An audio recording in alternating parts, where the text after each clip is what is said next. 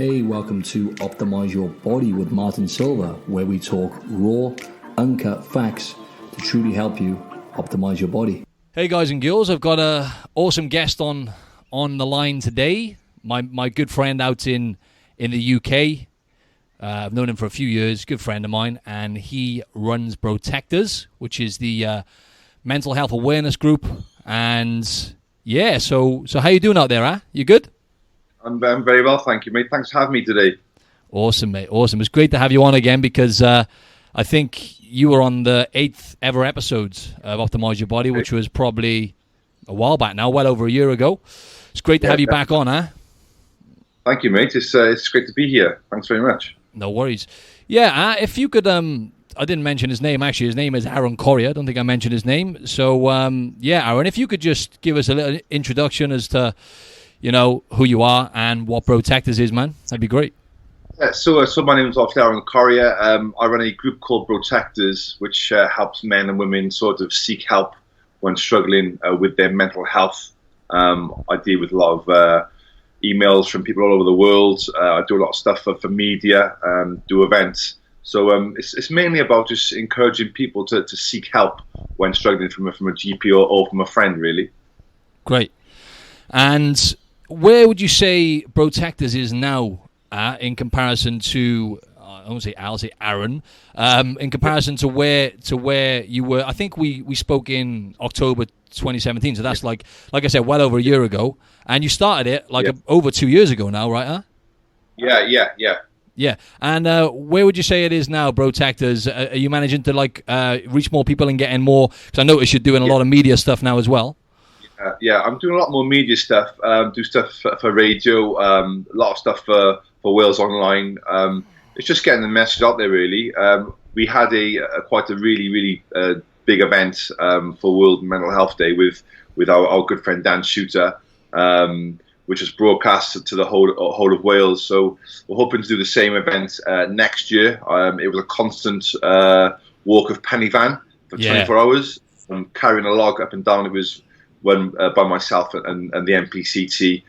So that gave us really good coverage, and that was combining sort of mental health with fitness. So it's got really good links, and it reaches more people because people see mental health as somebody who's suicidal or self-harming, but it's not. It's everything that you come across in life. Every day you people feel sad or people get some bad news. It's how you cope with those sort of traumas, Absolutely.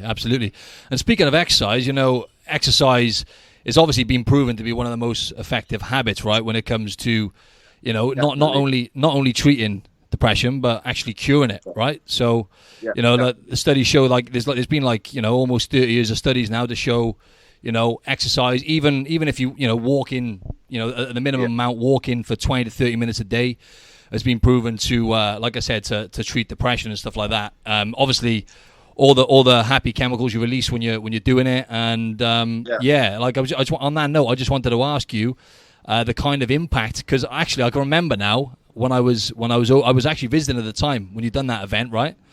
Yeah. And that was pretty hardcore, though, wasn't it? I remember, because Penny Van, just explain to the listeners exactly what it was, because I remember you went up and down like 7 times, wasn't it, or something? Yeah. I mean, I think I was about 19 and a half stone at the time. And that was hard going. I'm not sure how high Penny Van is, but it's the highest mountain in Wales, I believe. Obviously, it's very, very steep. So some of the army lads were sort of smashing it, but that was really a tough challenge, especially through the night. It gets really, really cold at the top, and it was hard to keep sort of motivated. But you've got to think of the cause you're doing it for, and sort of inspiring others who who need to seek help. So if they can see someone like me going up and down, as many times or whatever, it'll sort of inspire them to get help, or to maybe talk about to a friend or to a family member. Absolutely. It's quite a daunting thing, right, Aaron? Because, I think, it is. Mental health illness is the leading cause of disability now in young adults worldwide. Yeah. And in Australia, it affects, 1 in every 5 people. and that's each year on average it'll affect 1 in every 5 people, and as many as 1 in 2 people in the space of their lifetime will get affected by some sort of mental illness. And I think it's about 1 in 4 people in the UK. So right now we're kind of facing an epidemic. It's mental health illnesses at a really high rate now, and I know you actually dealt with a lot of problems yourself, which kind of inspired you to start up Brotectors. And how would you describe, your state of mental health now? In fact, we did talk about on the last episode, but if you could just run through the listeners exactly your experience and what you experienced with depression and how you managed to come out the other side. Yeah, I think for me, when I was dealing with depression, it was almost like I'd given up. I couldn't get up in the mornings. I couldn't sleep at night. It was almost sort of despair, and it comes to a point where I was just mentally exhausted. And I think that low point where I was contemplating suicide. I got support from my dad and from my friends. But I think if I had sort of at the time just embraced getting help, because I thought I was just going through, I'm having a funny 5 minutes, or I just thought, maybe you need to man up and get a grip, or you're just tired, or you're working too much. But I actually needed help, and when I got to that point where I was just exhausted of trying to put that mask on or pretending to my friends I was fine, it got too much for me, really. And lucky enough, I had the right support network around me to give me that right support. So I was very, very fortunate, where some lads aren't, and it can be devastating, and the suicide rate, especially in Wales, is so high, and it shouldn't be happening, really, Absolutely. And it's great that there's movements like Brotectors who are actually really reaching people and getting the message across, that it's time to end the stigma, speak up about it. I think, one of your mottos is "We got this," right? Which is like, the bottom line is we're all in this together. I just mentioned how common it was. I mentioned to the listeners several times that I had my own issues in my early 20s. I went through a solid year or so of depression and anxiety. But I guess what I'm leading to here now is where would you say your mind is at now in comparison to when you sat down in the coffee shop that time? I remember you telling me, and you come up with the idea. Obviously, you're probably at a really low point then when you started it up. Where would you say you are now in terms of how you feel mentally? I'm a lot more better. I think for me, when I was feeling low, I remember I would go out and just get drunk all weekend, get in that cycle, do the whole Monday to Friday, feeling like absolute rubbish, and then sort of drown my sorrows by drinking. So I think obviously getting help from a life coach, speaking with friends, sort of researching mental health, I've sort of developed my coping mechanisms. So for me, the gym is a massive sort of outlet where I can sort of vent my frustrations. Even just going to the gym and just talking to people, being around sort of like-minded people who want to train, just listen to the music. It sets you in that good mindset. I do a lot more reading, and I also listen to a lot more podcasts. So I think it's all about. I couldn't give an answer for each person, but I think it's understanding how you feel as a person. Like I would like to go on walks. Someone else may listen to music, or someone else may just go to a coffee shop. It's different for everyone, but it's knowing your sort of coping mechanisms, what suits you as an individual. Absolutely. And how important do you think that is, Aaron? Because I know, obviously, for example, Aaron and I are good friends. We lived together that time for about 9 months. One day, I won't go too much into that, you know what I mean? But it was good times, though. Nice and quiet affair that was, wasn't it? No, Friday night. Good times.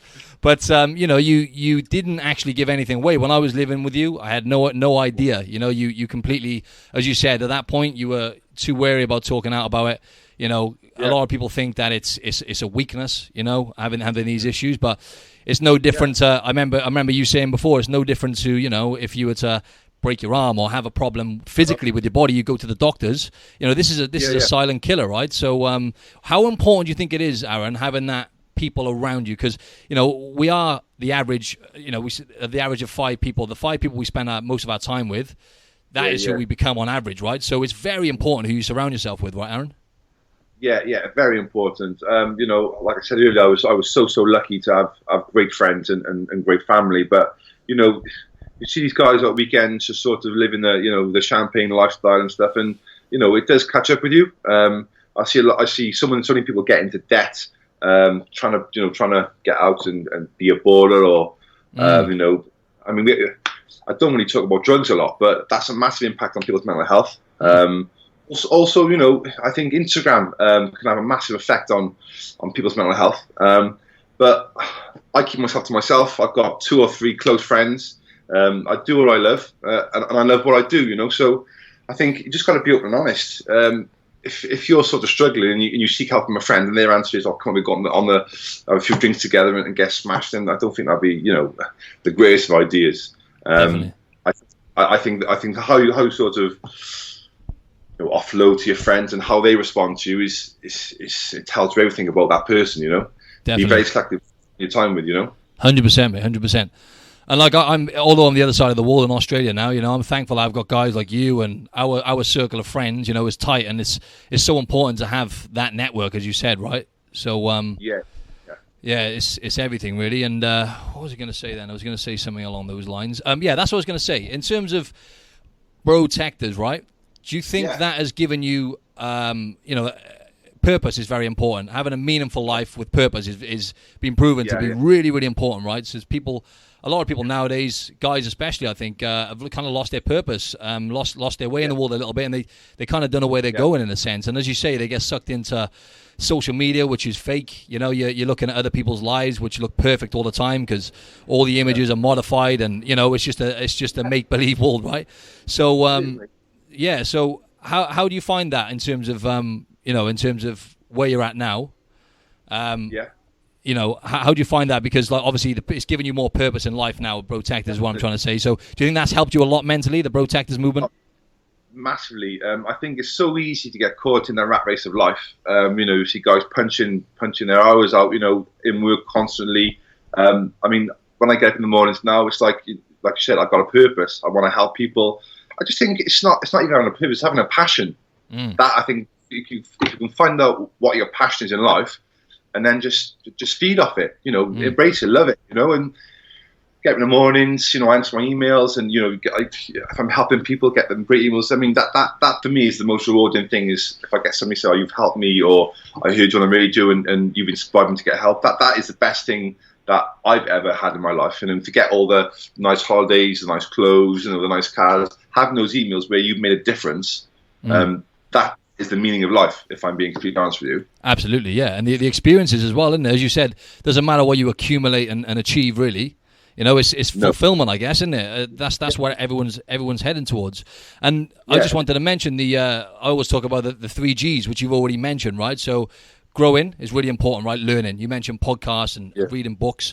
Giving, which is something which you're spending most of your time doing now, right, with Brotectors, and also gratitude. Do you ever spend any time, or is there any rituals you have, Aaron, like gratitude briefly or anything like that? I was speaking to this last night to my girlfriend, and she was saying, how hard I've been working and stuff, but I love it. I get up in the morning, I'm just thankful for being alive, and I've seen the flip side of my life where I was just living for the weekend, didn't want to get up, didn't want to speak to anyone. Sort of hid myself away, and now I'm just so happy to be here, and so happy that I'm fortunate enough to live the life I'm living, to be able to help people. I've got a good platform to sort of help people on social media, or through the media, or doing events. I'm just so grateful for my life as it is now. Absolutely.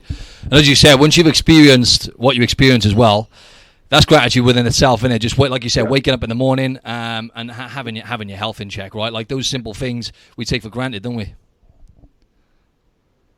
Yeah, I mean, get up and you go. I'm sure, like you over your side of the pond, mate, in Australia. I mean, you get up on those beaches and you think, this is life. You know what I mean? Not being stuck in a nightclub or whatever. Just going on for a long walk. Just give you time to reflect on your thoughts. Absolutely. That is that is living. Definitely, mate.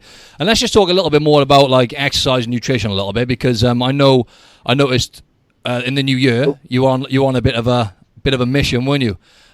Getting yourself in tip-top shape and getting back on your fitness campaign. How would you say you felt? Because obviously you must have had to, because there's a huge link, Aaron, between you might have heard between the gut and the brain. So the gut actually, they find the gut actually produces like over 20 different hormones. I think like 90% of the serotonin in the body is produced in the gut.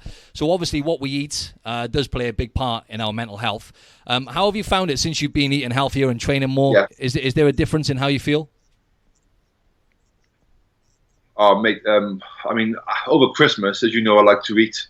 I was consuming silly calories. You know, like so I think after Christmas, I came in at literally about 20 stone 4, and I just felt so like lethargic. Like I go to the gym, Matt, but I just didn't want to.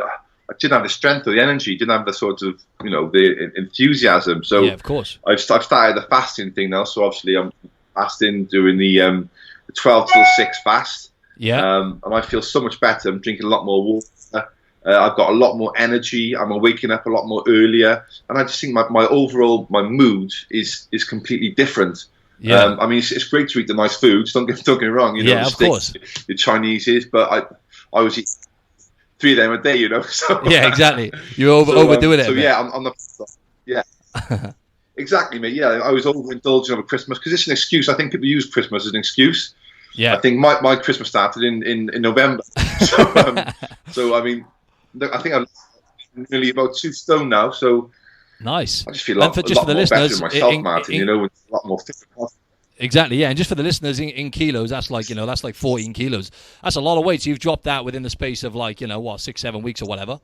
That's good going. And you mentioned fasting. So you normally go from 12 till 6 in the day. You'll normally go without food, yeah? Yeah, so I'll start. I'll have my first meal at around 12:15. Then have I'll probably have a little snack in between that, like maybe a protein bar or like a fruit salad, and then I'll have my last meal about 6:15, and then that's me done. And I've cut bread and I've cut sugars. Nice. So it's. I mean, I have my 1 day a week off, which was last night for Valentine's night. Sort of overindulged there, but I think it's all about moderation. Oh, absolutely. You got to enjoy yourself as well. Definitely, you got to enjoy yourself. You got to have you go out and socialize, eat not ideal foods every now and then. Let's face it always tastes good. It's always like socially cleansing. You know what I mean? It's a part of life, isn't it? But talking about that, you mentioned you cut out like bread and sugar, and actually, like studies are showing now with a Mediterranean diet, people who eat generally healthy sources of meat and fish, fruit and vegetables and like whole grain foods. They have the studies done in Australia, they have like a 35% less chance of getting depression and like a 32% less chance of anxiety. And on the flip side, mate, people who eat foods which are like processed, soft drinks and fried foods, there's about 50% higher chance of them getting depression. So there is a huge link there. So so you're basically doing intermittent fasting then, Aaron, by the sounds of it, yeah? So you're eating within like a 6 to 8 hour window. Yeah, definitely. Yeah, for 6 days, and then the 1 day that's normally a Sunday, or for example, last night with Valentine's Day, I gave myself the day off. So just give myself a little perk, Absolutely. Do you have anything, any tips for like any guys out there now? I'm just trying to put myself into the boots of some people listening. The chances are them or someone they know will be experiencing, depression, anxiety, or some form of mental illness.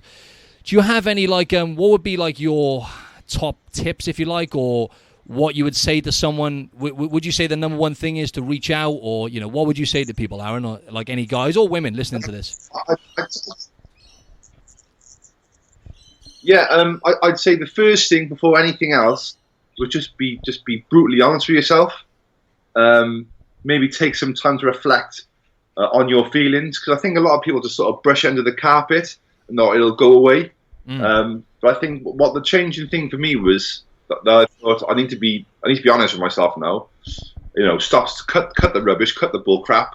What do I need? I needed help. Yep. And I think once you sort of realize that, and that penny drops, that is the next step of seeking help. But the first things first is be brutally honest with yourself, because no one else can answer for you. It all falls on you. Absolutely. And then once you sort of broach that and you're sort of honest with yourself, then you could sort of start the healing process, you know. Yeah, and antidepressants, we talked about this last time briefly, because I know you had a little stint where you were taking on and off, you were taking certain type, I can't remember what it was called now, and then you tried Prozac, and it's been proven as well with antidepressants. I think like don't quote me on this, but something like 75% of people who take them, after about a year, these things actually stop taking effect anyway. And I know you had, what was if you can just explain to the listeners how you managed to come off them, because I know you had a pretty bad episode with the Prozac, didn't you? Yeah, the Prozac. I mean, I can't speak for everyone who takes Prozac. I'm just going on what I felt. The Prozac, I just felt like zombified. I know it does take a while to kick into your system. I think it takes around 2 weeks, but I was just literally just so sort of solemn-faced, couldn't sleep. I felt no emotions. I just felt exhausted. I just couldn't be bothered sort of getting, excited or feeling sad. Just flat. And for me, that was a no-no, And then also I've tried sertraline, citalopram, which does work. But, I want to be at a place in my life where I don't need to use chemicals to make me feel better. Or I understand people do need them. Absolutely, because some people can go through really, really bad bouts of depression where there's flow. But for me, knowing what I know now, I've dealt with this for nearly 7 years now. And they'll never leave me, and I know that. And maybe one day I will have to go back onto them. I'm not saying I won't, but I think for me it was all about having ownership of my illness, and basically owning my coping mechanisms and understanding myself. And I'm not saying don't use them. If go to your GP and they know a lot better than I know. I can only speak for myself. But yeah, I'm happy now. I'm a happy place where I'm at now, and I'm sort of meds free, as they say. And how long have you been med free for then now, Aaron, altogether? I've been med free for I'd say about a year now. There has been times where I've had to consider going back onto them.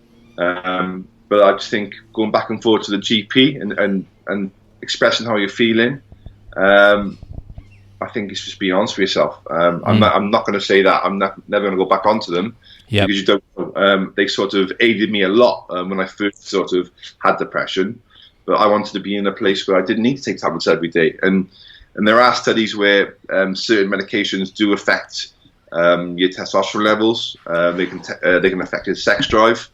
And I think for me, I wanted to sort of keep myself as clean, as healthy as possible, Absolutely.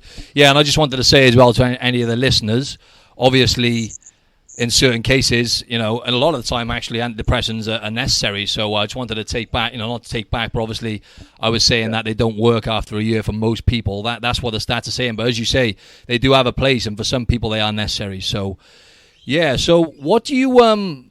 I was going to say, what do you have for Brotectors? What do you think's in the pipeline for Brotectors, Aaron? Say for this year, have you got anything, any more media events and anything going on this year with Brotectors? Yeah, we've got the Into the Light event, which is going to be. We started planning it. Well, basically this month we'll start planning it for October. I think the aim for this year is to just sort of get the name sort of all over the world, and the UK. I think in Wales it's quite popular. I think people are aware of it in Wales. But if we could do this event along with MPCT, I'd like it to be a sort of nationwide thing. And the aim is to get onto the UK news. We did obviously BBC Wales, but I'd like it to go mainstream all over the UK. That would be the goal this year anyway. Amazing, mate. Amazing. And where do you see Brotectors 5 years from now, Aaron? Tough question, but... I'd like to be in a place where... I think mental health in schools, they're certainly sort of playing with the idea. They've changed the funding now. But I would like to sort of have my own team of people who would have to go into schools and deliver sort of workshops on mental health. I do think it should be part of the curriculum. I think it's such a necessity that we educate young people.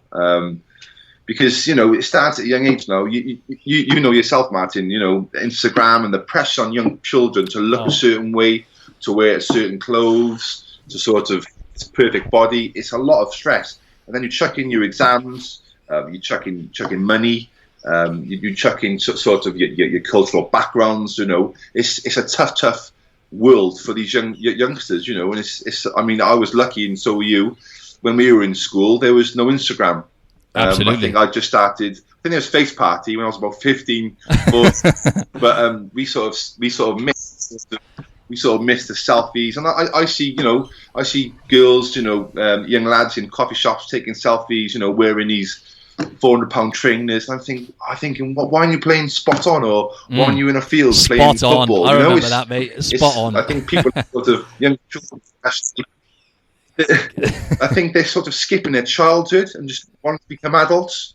But yeah, I think it's all about education. I think mental health now should be part of the curriculum throughout the world, never mind the UK. I'm glad you mentioned that, mate, because I listened to this book called iGen. So obviously the new generation of kids. So the iGen are like anyone born after the internet was essentially created in like 1993, right? So the youngsters you're talking about, they have come up on social media, right? And it is absolutely crazy, mate. The stats of suicide, depression, anxiety in young kids and teenagers now has just absolutely blown up. I think it's increased from like 2011 to 2015. I think it increased by like 64%, depression and anxiety in young kids and teenagers. Yeah. And like you said, it's a completely different generation now. They're not going out and sort of socializing as much now, and even, I mean, this is not such a bad thing. They're not even like me and you, Aaron, for example. I started drinking alcohol when I was like 13, 14. I don't know about you, but yeah. But it's all a learning curve, isn't it? It's all a learning curve. That's right. It's all a learning curve. But yeah, no, that's great that you're tapping into that, mate, because I think the way I look at it is like social media is just a huge experiment, Aaron. It's like I heard recently it's like the processed food, right, of the new generation. Like processed foods first came on the scene like 30, 40 years ago, and we all thought it was okay. Yeah. We all thought, it's fine, all these cereals and whatnot. Now we're facing an obesity epidemic, right? So it's swung back round. And now, we're paying the price, and I think it's the same thing with social media.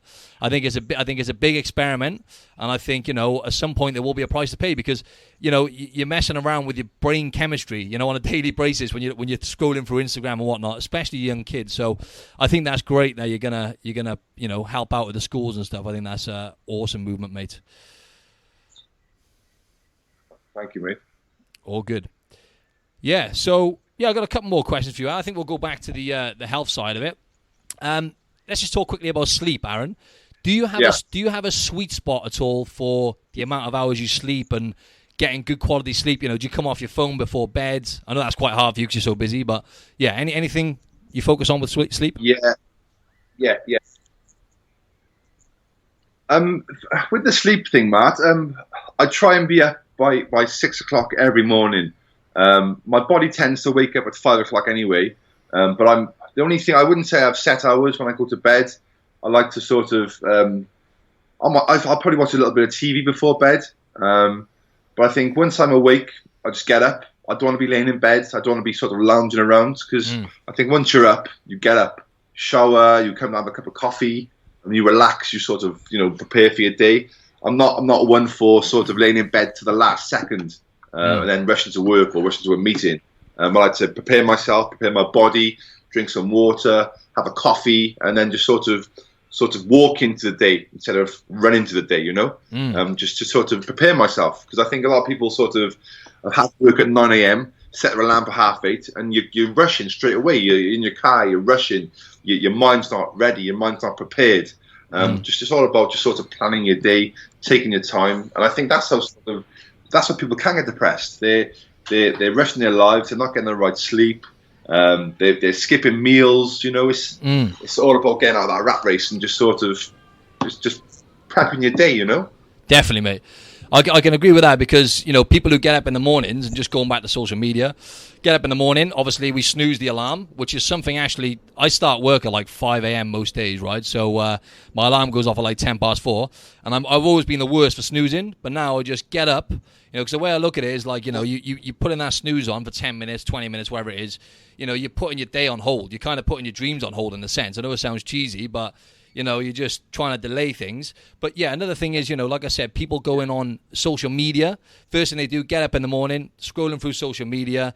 As you say, they're already in that stress state then because they're looking at the screen, and then they're rushing out, and they got cortisol, through the roof, the stress hormone. They must be, that can't help. So I think that's a good tip. Yeah, and I always say to the listeners, with sleep, it's very important to focus on that quality of sleep. You know what I mean? Like, ideally, coming off your phone and electrics, like within an hour before bed, and just preparing yourself for a good sleep. But yeah, so you say about 6 hours you average a night, Aaron, then, yeah?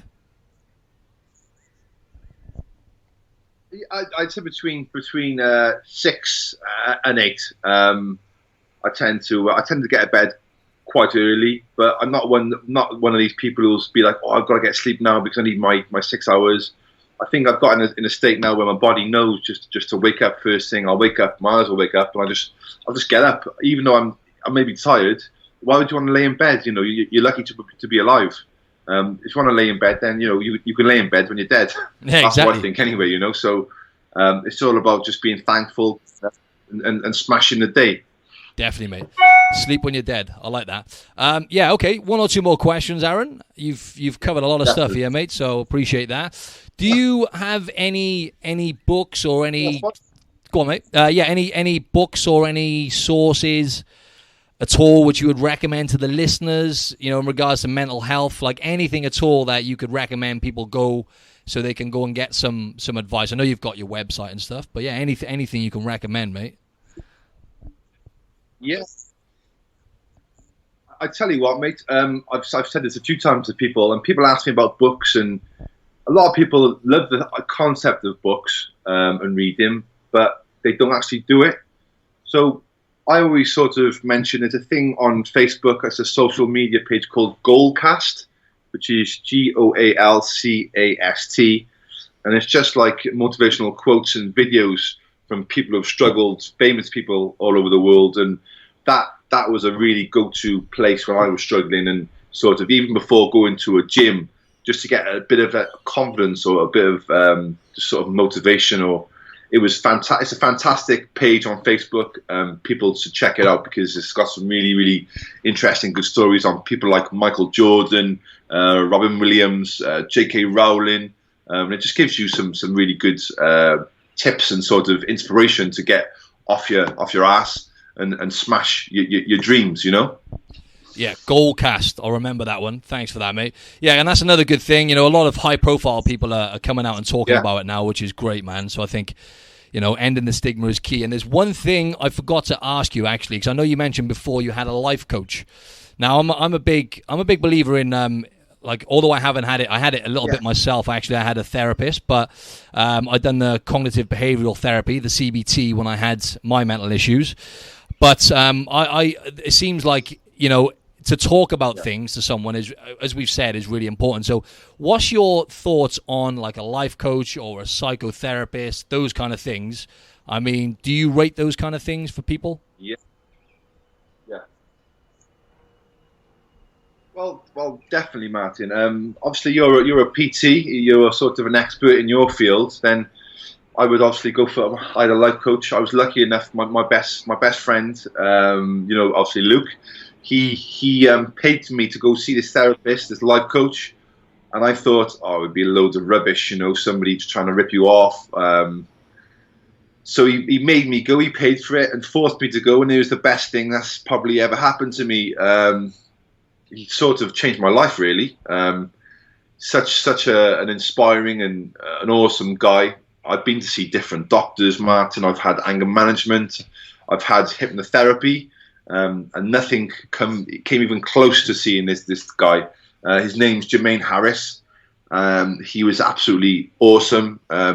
Pulled me out of me, made me believe I was good enough. I could achieve anything I wanted to do. And without him, Brotectors wouldn't have been born. So I have a lot to owe to him. And anyone who's thinking about doing it, do it 100%. Awesome. Goes to show how powerful that is, yeah. And you cleared that one up, mate. I think just as you say, talking about it and having someone who's an expert within their field, right? Just to teach you that actually, you know, bottom line is there is a way out of it, right? So where there's a will, there's a way. And I guess that's it, Aaron. Where can the listeners find you, my man? Where's the best places to find you? Instagram, website. I'll add it to the show notes anyway, mate. But best place.